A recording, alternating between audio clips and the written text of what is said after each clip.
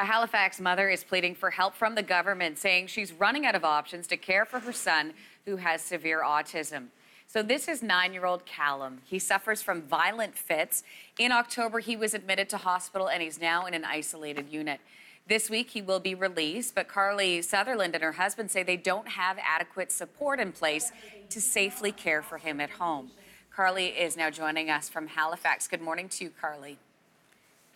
Good morning, Lindsey. Tell us a little bit about Callum and what it's like to care for him on a daily basis.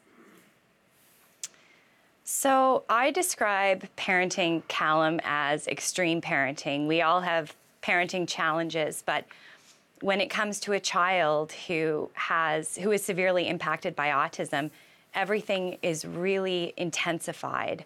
The challenges and the joys, because when something good does happen, you feel it that much more strongly. But when things are difficult, they're really, really difficult. I won't lie.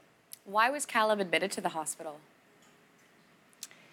So about 6 months ago, we just saw a real regression in his skills. So he was always a very challenging little boy, but we always managed. But about 6 months ago, he started losing skills.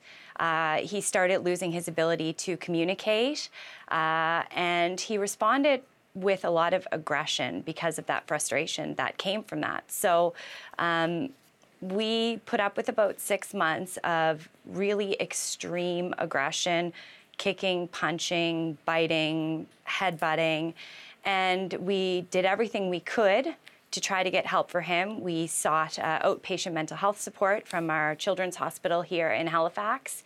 We employed private behavioral interventionists because these services do not exist publicly. That was at great expense, and we really found that he was experiencing quite severe anxiety and obsessive-compulsive behaviors. So we ran out of options.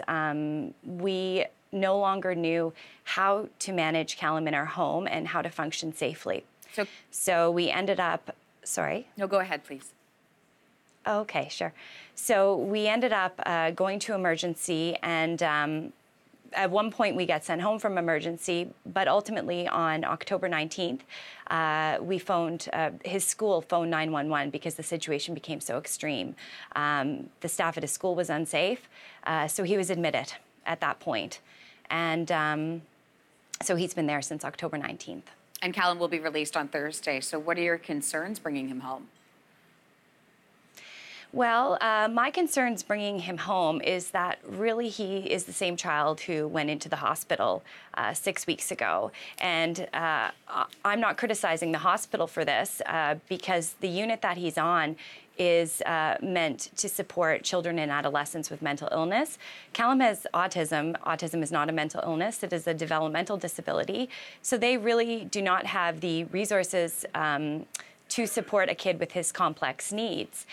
And the way that I describe it to people is that he's going home from the hospital. It's kind of like half stitching a wound and sending a child home. We're not ready. He's not ready. We have been able to access a little bit more funding from community services, which is fantastic, but we're still frantically doing things like trying to install shatterproof glass. We're trying to hire and train people to be in our home. And my husband and I have really been traumatized by this whole experience, as has our youngest child, who is 6 years old. And we just feel like we're really still in crisis, and he's coming home, but there's really nowhere else for him to go right now. So what would you like to see from the province? So what I would like to see from the province, and this is the difficult question because what's needed for a child like Callum doesn't currently exist. So what's required are proper crisis intervention services. So, for example, if we were not able to bring Callum home from the hospital, if I was to tell them I can't manage, we don't have the resources, the Department of Community Services could bring Callum somewhere called a place of safety. And a place of safety is, in essence, just a hotel room with two security guards, or DCS support workers, rather.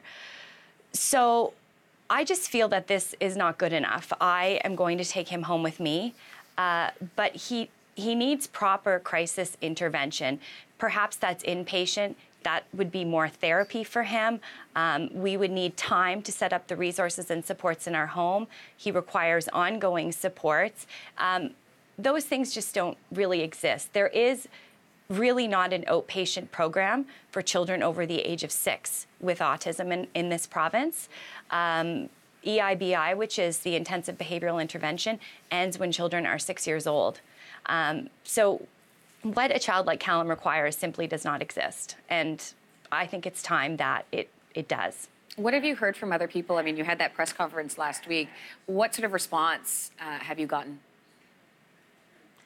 Well, I have to say, I've really been surprised. I've been inundated by emails and messages from people. And I think what I've learned above all else is that I am not alone. This is not an isolated case. This is not a rare thing. There are many, many families out there who are in the same situation as we are. And I'm able to sit here, Lindsey, and speak out about it.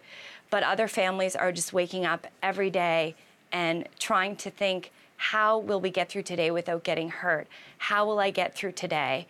And they're not able to speak out. And I am happy that I can be here today to speak on their behalf as well as ours. And we appreciate you sharing your story with us, Carly Sutherland. Thank you. Thank you. Thank you.